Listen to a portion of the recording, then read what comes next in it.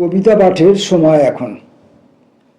আমরা কবিতা পাঠে ছিলাম, আমরা কবিতা পাঠে আছি এবং হয়তো যতদিন আছি কবিতা পাঠের মধ্যেই থাকব।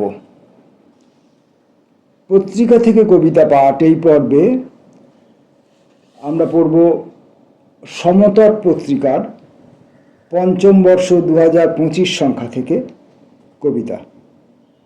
পত্রিকাটির সম্পাদক শচীন পাঠক এবং খোকন রায়।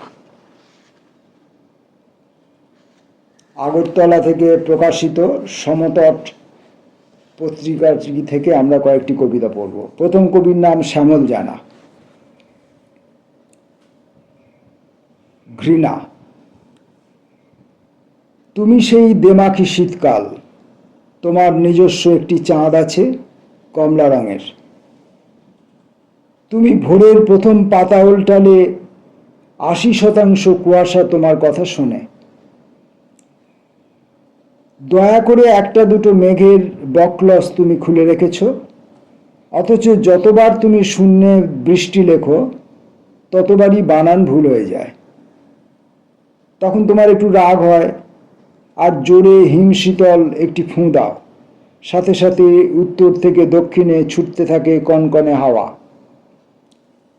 এত কিছুর পরেও আমি তোমাকে ঘৃণা করি শীতকাল, কেননা ফুটপাতের ওই ন্যাংটো শিশুটির জন্য এখনো একটাও রোদ্দুরে বোনা সোয়েটার তুমি বানাতে পারোনি। শ্যামল জানার পরবর্তী কবিতার নাম বৃষ্টি। ওল্ড টেস্টামেন্ট নোয়ার নৌকো মনে রেখে কবিতাটি লেখা।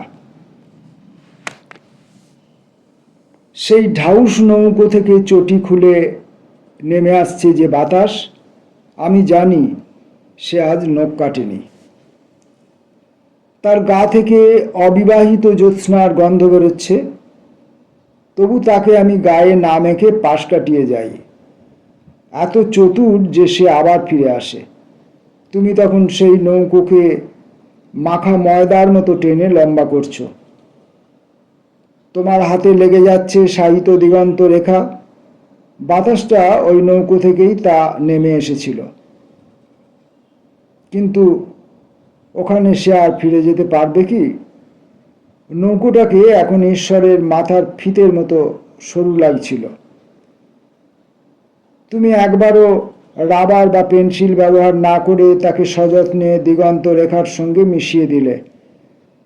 তারপর সেই বাতাসটাকে ধরে তার নখ কেটে দিলে, চটি খুঁজে দিলে, বললে বেশ লাগছে, এবার যাও বৃষ্টি খুঁজে এনে সমুদ্রের উপর রেখে এসো। তোমার গা থেকে তখন অনন্ত জ্যোৎস্নার গন্ধ বেরোচ্ছিল। আমার দিকে সর্বস্ব চোখে তাকিয়ে বললে, চলো এবার ঘর বাঁধি, বৃষ্টি এলো বলে।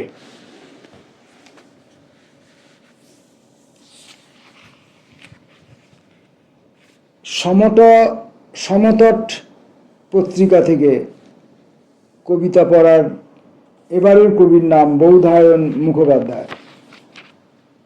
উপন্যাস। যে বই নিয়ে পড়তে বসেছিলাম সে চিত হয়ে ঘুমিয়ে পড়েছে, আমি জেগে বসে আছি। যে বই নিয়ে পড়তে বসেছিলাম সে চিত হয়ে ঘুমিয়ে পড়েছে, আমি জেগে বসে আছি।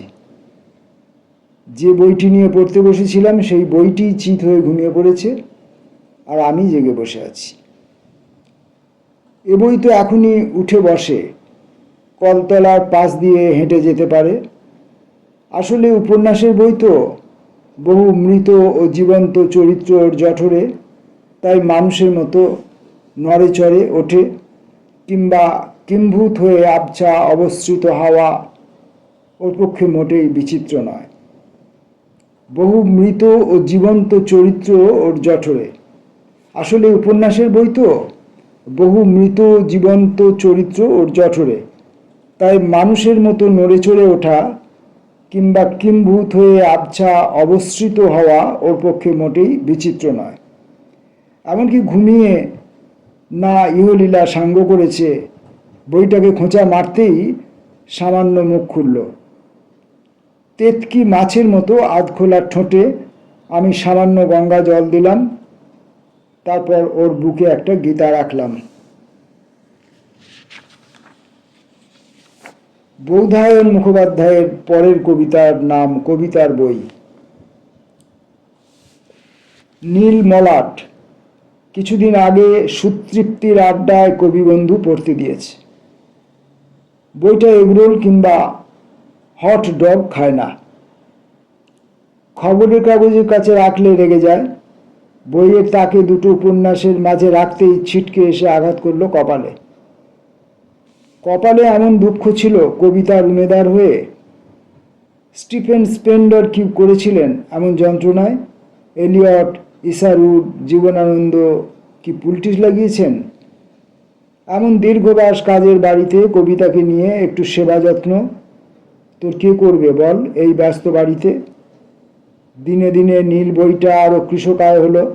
দুরারোগ্য কোনো নিকৃষ্ট ব্যাধি কবিদের যেমন হয়, ওই বইটাকে আরও গাঢ় নীল করে দিল। যে কবি ওই বইটা লিখেছিল, দিয়েছিল আড্ডায়, সে তখন পিজির ইন্টেনসিভ কেয়ারে। পরের কবির নাম সমর চক্রবর্তী। প্রথম কবিতার নাম জুরি। দীঘল বাঁকের সারা প্রান্তর পূর্ণ করে আমার দুয়ারে এসে দাঁড়ায় বন্যার জল, খ্যাপা বাউলের বেশে। অভাব আর নিত্য আতঙ্কের ভিক্ষাপাত্র হাতে নিয়ে তাকে বলি, আমি আর কি দিতে পারি? সবই তো তোমার নজরে। থই থই সময়ের এ কলরোলে সে দুই হাত পেতে বলে, পাপ ডাক ছাড়া আমি আর অন্য কিছু গ্রহণ করি না।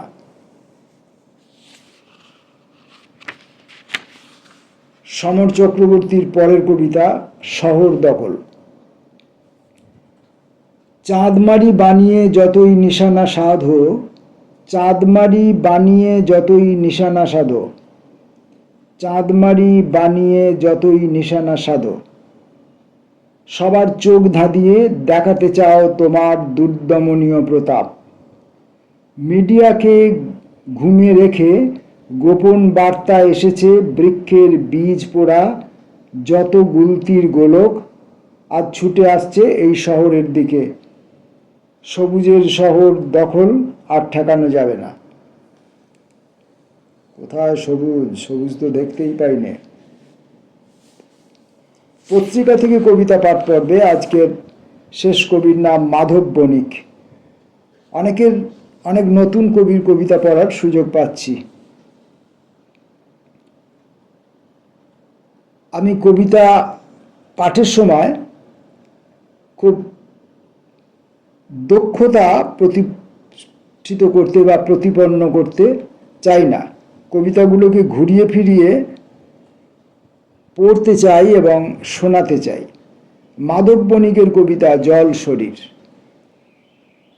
জল শরীরে সামনে দাঁড়ালে যেন গলে যাবে এইবার, জল শরীরে সামনে দাঁড়ালে যেন গলে যাবে এইবার।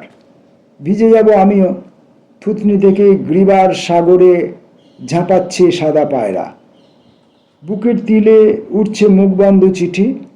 জল বুকের অহংকার গিলে খাচ্ছে, জল বুকের অহংকার গিলে খাচ্ছে আস্ত সাহারার তাপ।